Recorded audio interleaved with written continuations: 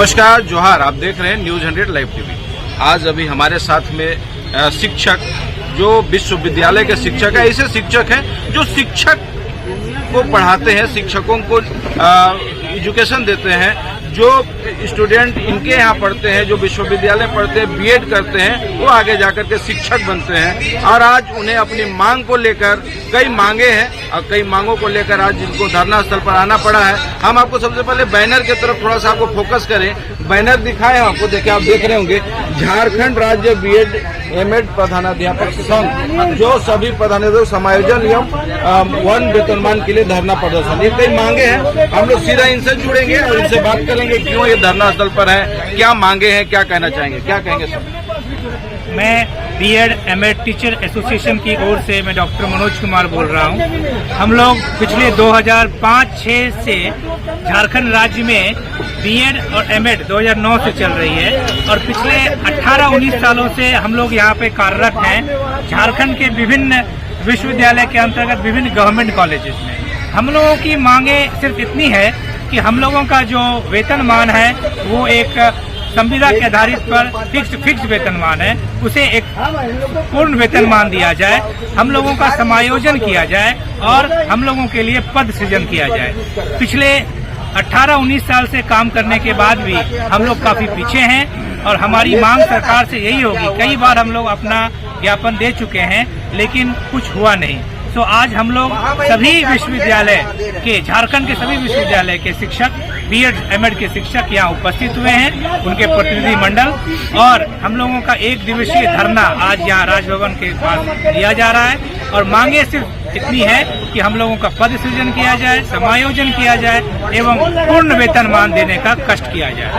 क्योंकि हम लोग जिसको पढ़ा रहे हैं वो पढ़ाने के बाद जो शिक्षक तैयार हो रहे हैं, वो शिक्षक झारखंड के विभिन्न स्कूल में, चाहे वो माध्यमिक विद्यालय हो या उच्चतर माध्यमिक विद्यालय में, पूर्ण वेतनमान में बहाल होते हैं। लेकिन हम लोगों को देखने वाला कोई नहीं है। इसलिए हमारी सरकार से ये मांग होगी कि हम लोगों के ऊपर ध्यान दिया जाए और हम लोगों का जल्द से जल्द ये मांग पूर्ण किया जाए। तो आप लोग अपनी मांग को लेकर धरना स्थल पर आए हुए हैं, लेकिन कहीं ना कहीं मुख्यमंत्री जी कहते हैं कि आप अपनी मांग को लेकर धरना स्थल ना जाएं, हमारे पास आइए, हम आपसे बात करेंगे।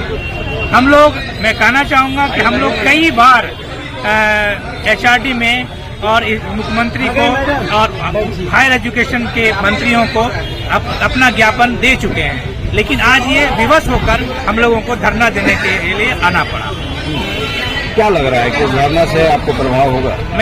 मुझे लगता है कि आप लोगों के द्वारा ये चौथा स्तंभ, समाज के चौथे स्तंभ के द्वारा हम ये कह सकते हैं कि हमारी बात जहां नहीं सुनी जा रही है वहां तक पहुंचेगी और वो दिन दूर नहीं कि हमारी ये मांग पूर्ण होगी। मैं डॉक्टर मनोज कुमार, कोल्हान विश्वविद्यालय में एमएड में एसोसिएट प्रोफेसर। क्या कहेंगे आप जो आंदोलन कर रहे हैं? यूनिवर्सिटी से assistant professor MEd department doctor Kumari Anuradha. यह जो हम लोगों का आज धरना प्रदर्शन है, वह करने का विचार हम लोगों के मन में नहीं था, क्योंकि मुख्यमंत्री महोदय कहते हैं कि इन बातों को आप सामने रखो और पूरा हो जाएगा। तो इसलिए हम लोग इन बातों को कई बार सामने रखे, लेकिन यह पूरा नहीं हो पाया। तो बस मैं इतना कहूंगी कि 14 वर्ष का वनवास तो श्री राम को भी मिला था, उसके बाद उन्हें भी क्या राजधानी मिली थी। तो हमारा तो 19 वर्षों का यह मांग है, तो कृपया करके इसे पूरा किया जाए। देखा गया है कि और टीचर्स का जो एजुकेशन है आप लोग का इससे सबसे ज्यादा होता है, और फिर भी वेतनमान को लेकर के आप लोग में विसंगतियां बनी हुई, क्या बात है? सर, यही विडम्बना है, क्योंकि हमारा कोई नियमितीकरण नहीं है, अस्थायीकरण नहीं है, पोस्ट सैंक्शन नहीं है, समायोजन नहीं है। उचित जो हमें प्रतिष्ठा मिलनी चाहिए वह सभी यूनिवर्सिटीज में नहीं है, और इस विडम्बना के कारण हमें क्या किया जाता है, तो झलवाया जाता है। और हमारी डिग्रियां, हम एमए हैं, एमएड हैं, पीएचडी हैं, उसके बाद भी हमारी डिग्रियों के बावजूद भी हमें क्या किया जाता है, हमें हमेशा झिलवाया जाता है और हमें यहाँ हमारे व्यक्तिगत जो स्व अभिमान है उसको हमेशा हम क्या करते हैं, खोते रहते हैं कि हम तो कुछ है ही नहीं बस। और यह है कि हम सब कुल मिला के 3 जनरेशन को चलाते हैं, क्योंकि हम टू बी शिक्षक बनाते हैं, हम टू बी प्रोफेसर बनाते हैं और वह टू बी शिक्षक जो हैं वो बच्चों को बनाते हैं। सभी विद्यालय में, माध्यमिक विद्यालय हो या उच्चतर माध्यमिक विद्यालय हो, वहाँ जो हमारे बच्चे जाते हैं उनका वेतनमान हमसे बहुत ज्यादा होता है। उस समय जो शर्मिंदगी महसूस होती है वैसी शर्मिंदगी का तो कुछ कहना नहीं। क्या लग रहा है कि सरकार की तरफ से बोला जाता है कि अच्छे शिक्षक होंगे, गुणवत्तापूर्ण शिक्षा बच्चों को मिलेगी, लेकिन जो शिक्षक बना रहे हैं उनको क्यों इस तरह से भेदभाव हो रहा है? सर यही बात है, हो सकता है कि सरकार तक हमारी बातों को सही से नहीं पहुंचाया जा रहा होगा, तो आप जो हैं प्रतिष्ठित वर्ग कृपया करके इन बातों को सही से पहुंचा दें और हमारे वेतनमान, जब तक सर हम लोग सही वेतनमान में नहीं आएंगे, हमें हमारी प्रतिष्ठा नहीं मिलेगी, तो हम कैसे बच्चों को सही से पढ़ा पाएंगे। हमेशा तो हम जूझते रहते हैं कि 11 महीने के बाद कॉन्ट्रैक्ट होगा, 2 दिन बाद हमें फिर से निकाला जाएगा, फिर से हमें बुलाया जाएगा और बार बार हमारे सर्टिफिकेटों का तहकीकात किया जाएगा, नुक्स निकाल के फिर से हमें क्या किया जाएगा, डिमोरलाइज किया जाएगा।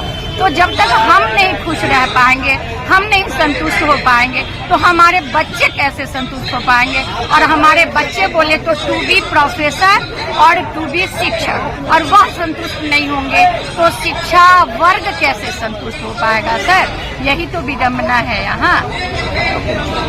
मैं doctor Kumari Anuradha, assistant professor, Jamshedpur women's विश्वविद्यालय है, हमारे प्रोफेसर से है, और HOD जमशेदपुर विमेंस विश्वविद्यालय के डॉक्टर संजय भुइयां सर। आंदोलन इस बात का है कि अब 18 साल पूरा हो गया इस बीएड चले हुए इस राज्य में, और करीब 15 साल से एमएड की पढ़ाई चल रही है। मैं ये सरकार, आपके माध्यम से सरकार से पूछना चाहता हूँ कि कब ये नियमितीकरण होगा, कब होगा, इसका कोई समय सीमा है या नहीं है? अगर होगा तो उसमें हमारी क्या स्थिति रहेगी, क्योंकि हमने अपने जीवन का 18 साल दे चुका है इस प्रोफेशन में, और हम हमेशा तमाम जो बाधाएं हैं उसको दरकिनार करते हुए भी हम गुणवत्ता शिक्षा देने की चेष्टा किए हैं, तभी हमारे पढ़ाए हुए बच्चे हमारे साथ आज प्रोफेसर हैं और स्कूल में शिक्षक हैं। तो अगर उनके साथ जस्टिस हो रहा है स्कूल में, जो हमारे पढ़ाए हुए बच्चे स्कूल में जाके अच्छा से पढ़ा रहे हैं और उनको पूर्ण वेतनमान मिल रहा है, तो हमें क्यों नहीं।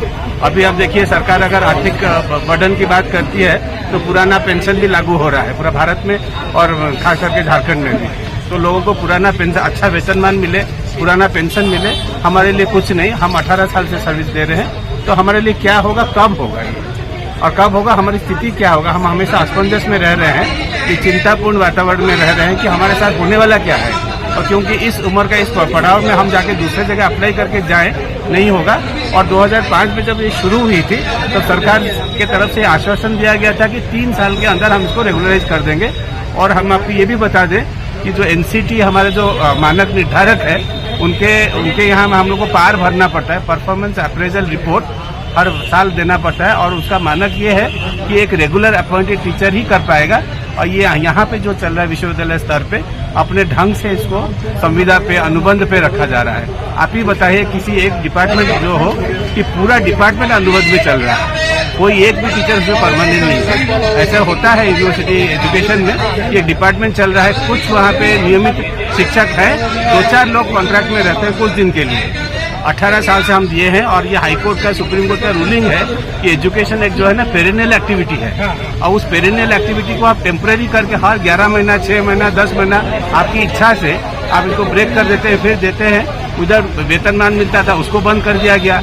अब जब इच्छा, यहाँ 5 यूनिवर्सिटीज में BEd MAd की पढ़ाई होती है, 5 में 5 तरह का नियम है। कोई नियम का एक एक जैसा नहीं, एक जैसा नियम नहीं है, एक जैसा वेतनमान नहीं है। और जो है हमारी जो बेसिक लड़ाई है कि हमें समायोजन किया जाए। अब ये हाई टाइम है कि इस डिपार्टमेंट को सरकार रिकॉग्नाइज करे, जैसे प्राइवेट कॉलेज को अंगीभूत किया जाता है, जैसे बहुत स्थायीकरण लिया जाता है, तो इस डिपार्टमेंट को सरकार अपनाए और सरकार पहल करे और हमें पूर्ण वेतनमान के साथ समायोजन किया जाए। इस बात को लेकर आप लोग मुख्यमंत्री से मिले थे? कई बार मिले हैं, अतीत में 18 साल हो गया सर। जाहिर सी बात है, हम लोग मिले हैं बहुत बार। क्या बात दे के आते हैं, ज्ञापन देते हैं, लेकिन उसे कुछ सुना ही नहीं होता है।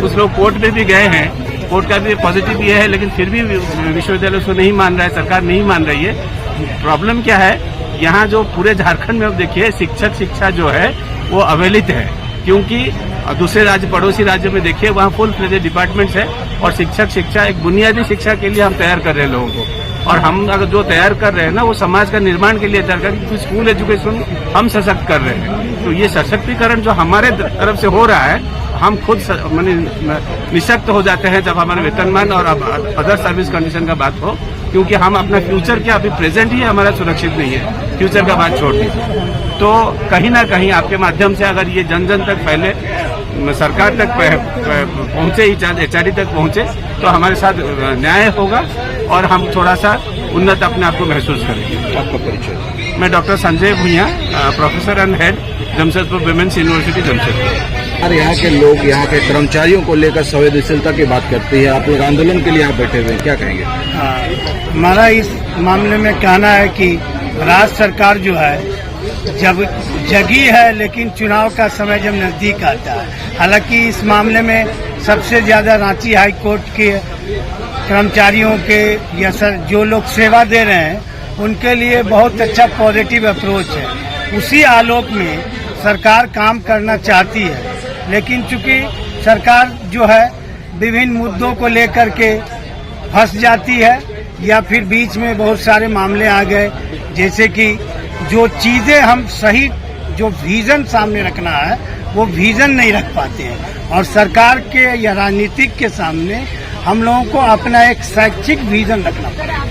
वो शैक्षिक विजन जब सामने आएगा कि कहाँ क्या आवश्यकता है, उस आवश्यकता के अनुसार सरकार भी आपकी मदद करेगी। लेकिन पिछले 2005 से हम लोग इस तरह की सेवा दे रहे हैं झारखंड में।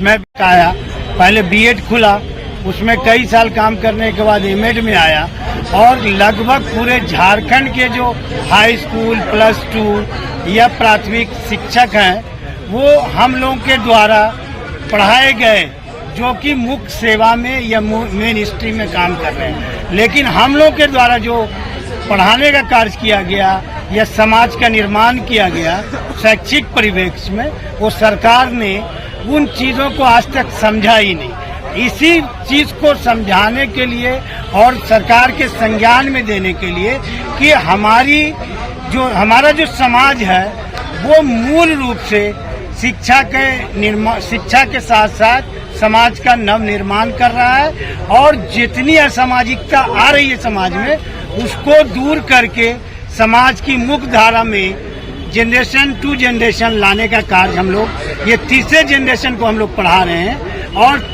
ये यानी कि एक तरह का एक मील का पत्थर साबित कर रहे हैं कि समाज में कैसे हम लोग में आपसी भाईचारा, आपसी तालमेल, आपसी उद्धार, जो भावना जो दुर्भावना में बदल जाती है, वो सब समाप्त हो। और इस शैक्षिक का जो आउटकम जो आ रहा है, उस आउटकम के थ्रू हमारा समाज टीचिंग लर्निंग प्रोसेस को समझते हुए सिर्फ जो आवश्यकता कुछ पढ़े लिखों की है, कुछ आवश्यकता नहीं पढ़े लिखे लोगों की है, कुछ महिलाओं की है, कुछ पुरुषों की है, कुछ बच्चों की है, और हमारे जो यूथ हैं, जो कि देश में 35 करोड़ से भी अधिक ऐसे हो गए हैं जो कि बेरोजगारी के द्वार पर खड़े हुए हैं। उनके लिए कोई एक व्यवस्था नहीं है कि सरकारी या प्राइवेट व्यवस्था करके उनको उस धारा से जोड़ा जाए। अगर जब तक आप जोड़िएगा नहीं, समाज के उत्थान में लगाइएगा नहीं, तो वो इधर उधर भटक करके कभी किसी बीमारी में पड़ेंगे, कभी नशे वाले में चले जाएंगे, कभी दूसरे को नुकसान पहुंचाने में चले जाएंगे। ये सारी चीजों को देखते हुए जो सोसाइटी में जो आउटकम लाना है, तो एक शैक्षणिक वातावरण बनाते हुए देश, समाज, राज्य, जिला, क्षेत्र, पंचायत सभी का नवनिर्माण करना है। यही मेरा उद्देश्य है, और इसको करते हुए हम लोग अपनी सेवा देते रहेंगे। मेरा नाम हुआ मोहम्मद तनवीर यूनुस। मैं विनोबा भावे यूनिवर्सिटी में डिपार्टमेंट ऑफ एजुकेशन का हेड हूँ, और जब से झारखंड में बीएड की पढ़ाई सेल्फ फाइनेंस मोड में शुरू हुई। पहला व्यक्ति मैं ज्वाइन करने वाला हूँ। लेकिन आज आंदोलन करना आज ये 20 साल 15 साल के बाद नए लोगों के साथ आंदोलन के लिए मैं खड़ा हूँ। इसलिए मैं एक संरक्षक की भूमिका में हूँ कि सब हमारे दूसरी पीढ़ी के शिक्षक आ चुके हैं, हमारे से अगली पीढ़ी के मैक्सिमम शिक्षक आ एक चुके सवाल होगा सर, हाँ। क्या कमी होगी जो आंदोलन करना पड़ रहा है? हाँ, कमी ये हो गई कि जो मेन स्ट्रीम में शिक्षकों की नियुक्ति होती है जेपीएससी के द्वारा, विश्वविद्यालय सेवा आयोग के द्वारा या विभिन्न शिक्षा विभाग के माध्यमों द्वारा, उसकी अभी तक झारखंड बनने के बाद शिक्षा संकाय में किसी तरह का कोई नया प्रयोग अभी तक नहीं किया गया, जिसके कारण जितने लोग इस फील्ड में आए वो मुख्य धारा से हट गए, ये भटक गए, लेकिन अपनी सेवा दे रहे हैं। सेवा देने में जैसे कि यहाँ अब सरकारी संस्था में ही गवर्नमेंट टीचर्स ट्रेनिंग कॉलेज 4 है, 2 रांची में, 1 देवघर में, खजारीबाग में। उन लोगों के शिक्षकों की भी बहाली आज तक नहीं हुई और वो हाई स्कूल प्राइमरी स्कूल के शिक्षक डिप्टेशन में जा रहे हैं। तो बच्चे जो है पहले मानसिक रूप से या मनोवैज्ञानिक रूप से ये तो स्कूल के शिक्षक हैं, ये मुझे क्या प्रोसेस बताएंगे, क्या अप्रोच बताएंगे। तो इस भावना से जो क्वालिटी झारखंड में तैयार होनी चाहिए वो आज तक क्वालिटी तैयार नहीं कर पाया ये 4 कॉलेज, जिसके कारण प्राइवेट कॉलेजों की भरमार हो गई और उन्होंने पेपर पर अधिक काम किया, धरातल पर कम काम किया। लेकिन जो सेल्फ फाइनेंस स्ट्रीम के लोग हैं उन्होंने धरातल पर अधिक काम किया, पेपर पर काम किया, लेकिन उनके परिवार के बारे में या उनके आने वाली पीढ़ी के बारे में सरकार ने को समझ में ही नहीं आया कि इनके लिए क्या किया जाए। तो उसी को संज्ञान में देने के लिए हम लोगों ने ये अभी छोटा सा 1 दिन का सांकेतिक धरना दिया है संवैधानिक रूप से,